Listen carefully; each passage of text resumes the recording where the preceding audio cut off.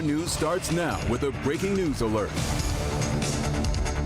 The next man to lead Catholics around the world is from Chicago, making history as the first ever Pope from the United States. We hear from Pope Leo XIV this afternoon, speaking to a large crowd packed into Vatican City.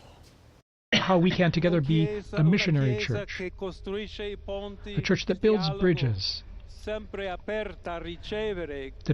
is always open to receive everyone.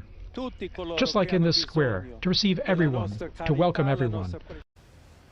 Well, here's some background information on him. He's 69 years of age.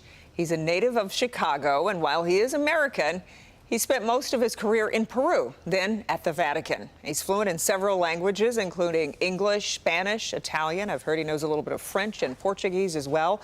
This afternoon, we also heard from Archbishop Edward J. Weisenberger from Detroit's Archdiocese. He said in part, quote, Pope Leo XIV's election leaves me exceptionally joyful, and I must humbly acknowledge that I did not anticipate a United States citizen would be elected Pope. He went on to say, as we give thanks for his election, let us also ask the Lord to pour forth every grace of the Holy Spirit that he will know wisdom, compassion, and joy as he leads us into the future. Joining me now is Professor James Naus. He's from Oakland University's History Department, and we know Pope Francis was the only Pope from the Americas. This is the first time someone from the United States received this title. Can you provide some context for us on the relationship between the Catholic Church and the United States? Absolutely. Thank you for having me. Absolutely. I, like the Archbishop, did not anticipate an American Pope, so it's pretty exciting, and I've been sort of gathering my thoughts on this a little bit.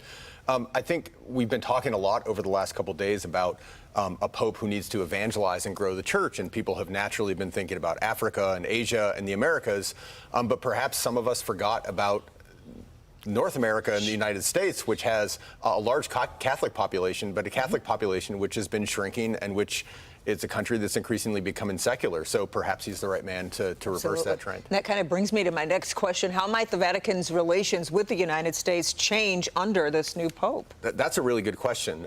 This will be new territory for us because we've never had an American Pope before, of course. Most popes, you know, he's now living in Rome. He'll live in the Vatican for the remainder of his life. So I don't know how much he'll come back to the United States, but certainly he's going to be aware of the challenges faced by Catholics in the United States, and I would expect to see closer relationships in that way. Sure.